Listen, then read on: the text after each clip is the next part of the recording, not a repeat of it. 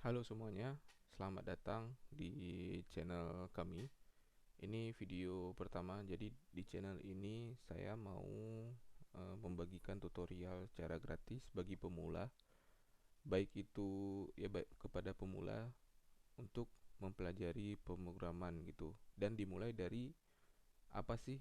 Pertanyaan pertama tuh bagi orang yang baru pertama kali mau belajar pemrograman tuh apa? Mau mulai dari mana? Dan juga kira-kira bahasa pemrograman apa sih yang harus dipelajari di untuk pertama kali mulai gitu. Dan di sini saya mau bahas gitu. Apa sih yang paling cocok untuk pemula pelajari di tahun 2025 nanti. Ini harusnya 2000, ini masih 2024 ya. Jadi nanti saya mungkin di tahun 2025 teman-teman bisa mengacu ke video ini untuk belajar pemrograman, memulai karir di pemrograman, ataupun teman-teman mau ikutan belajar bareng di sini gitu sambil memberikan feedback juga boleh gitu. Nah, jadi saya kasih tahu langsung jawabannya. Bahasa pemrograman yang harus dipelajari di 5 adalah JavaScript. Nah, ini kenapa JavaScript? Nah, jadi ada beberapa alasan kenapa kita harus belajar JavaScript di 2025. Yang pertama itu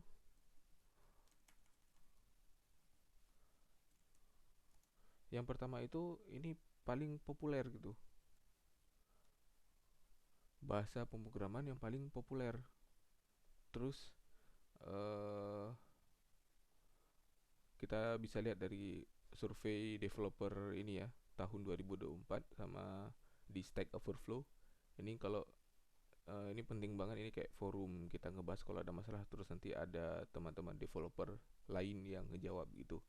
Jadi ini tuh kayak kumpulan developer yang mereka tuh punya masalah, kasih tahu masalahnya, dan kemudian nanti uh, ada yang ngejawab gitu. Dan mereka kemudian si Stack Overflow ini bikin survei tentang paling ada banyak ini ya di sini, tapi salah satunya adalah teknologi paling populer gitu.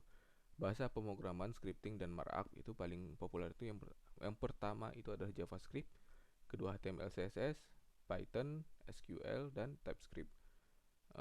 Nah itu lima besar. Dah di sini aja kita lihat JavaScript itu yang nomor satu, dan kemudian ada TypeScript. TypeScript itu adalah turunan dari JavaScript. Basicnya sama, cuma TypeScript ini ada fitur yang lebih banyak untuk memudahkan pemrograman. Kita bakal belajar dua-duanya. Kita bakal belajar JavaScript dan TypeScript di sini gitu. Dan kemudian kalau kita lihat ke bawah lagi, in database, Postgres, kita bakal pakai Postgres juga di sini. Kalau ada contoh-contoh nanti kita usahakan pakai Postgres atau pakai SQLite gitu, antara dua ini. Karena Postgres itu dia tuh base-nya tuh network, kalau SQLite itu base-nya tuh file. Dalam artian uh, ini apa Postgres itu tuh dia tuh bisa diakses uh, melalui networking gitu ya, melalui network gitu. Tapi di sini tuh dia tuh kayak sebuah file aja gitu. Jadi untuk mengakses ini dia tuh harus berada dalam host yang sama atau PC yang sama untuk mengakses database-nya. Kemudian cloud ini kita skip. Web framework kita lihat ini juga. Node.js itu runtime JavaScript dan TypeScript itu paling populer untuk web framework. Kita bakal belajar Node.js, itu core utamanya. Kemudian React ini juga paling populer. uh, ini juga merupakan web framework dari JavaScript untuk front end, untuk bikin UI gitu ya, user interface React. Kalau Node.js itu untuk bikin back end, sama tools itu biasanya pakai Node.js. Nah ini dua yang paling paling populer. Kemudian ada jQuery, ini nggak bakal kita pelajari. Kemudian ada Next.js. Next.js itu turunan dari React. Jadi kalau React itu frameworknya JavaScript untuk front end, Next.js itu adalah web frameworknya untuk React gitu. untuk memudahkan development di React. Kemudian ada Express, ini salah satu tools dari Node.js untuk kayak frameworknya Node.js untuk memudahkan bikin aplikasi backend. Kemudian ada Angular, ini juga JavaScript. Ini sama kayak React, dia tuh framework untuk JavaScript yang dia tuh untuk bikin GUI ataupun aplikasi. Nah, React ini dia tuh kalau nggak salah React ini dia tuh dibikin sama Facebook, di maintain sama Facebook gitu. Ya, nih. Oke. Dia tuh dibikin sama Facebook, kalau Angular itu dia tuh dibikin sama Google.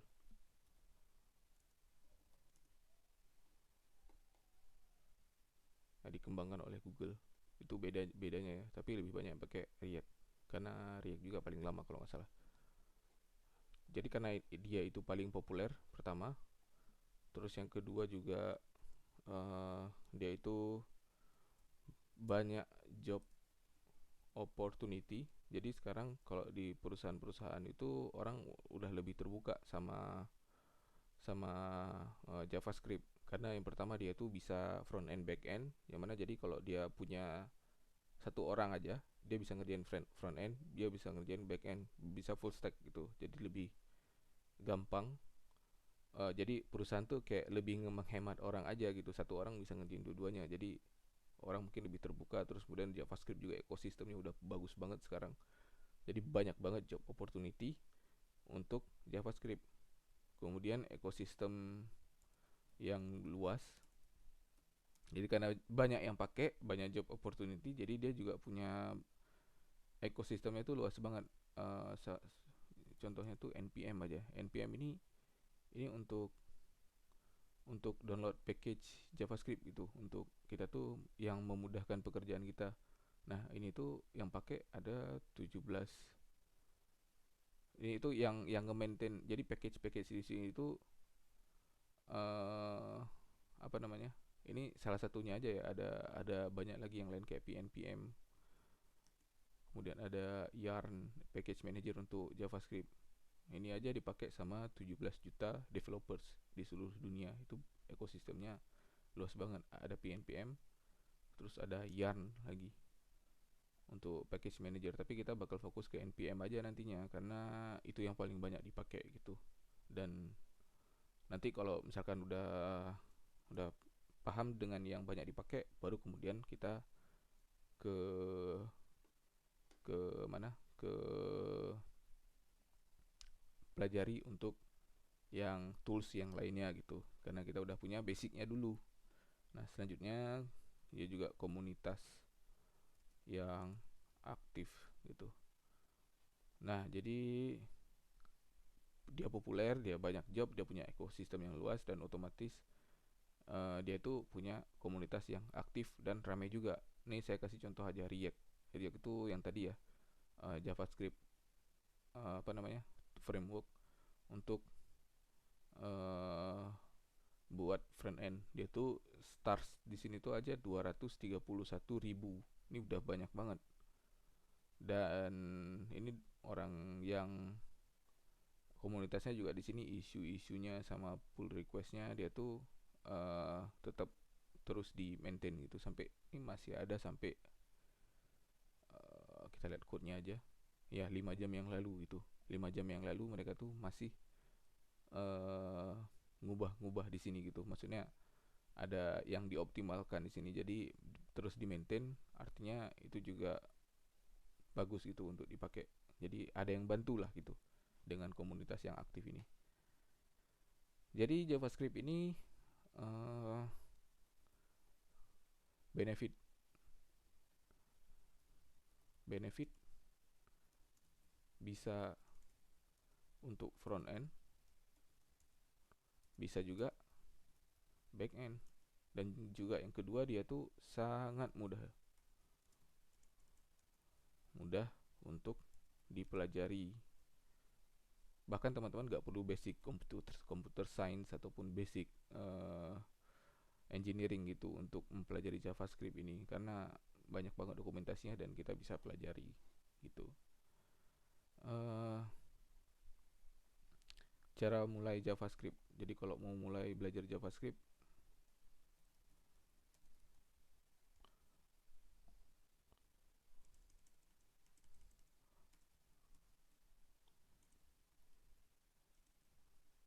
yang pertama dan paling utama adalah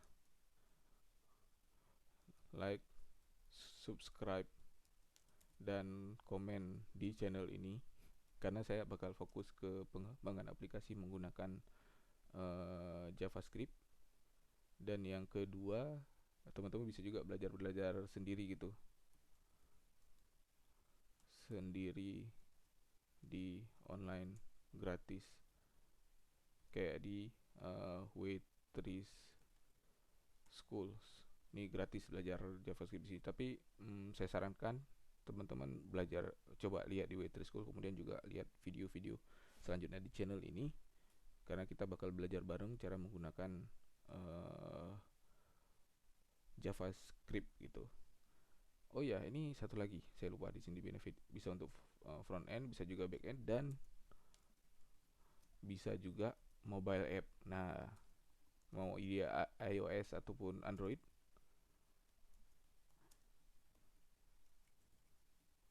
dia bisa gitu.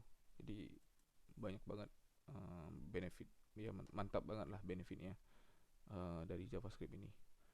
Oke, jadi terima kasih udah menonton. Jangan lupa untuk like, subscribe, dan tunggu video selanjutnya. Kita akan belajar bareng-bareng untuk JavaScript gitu ya.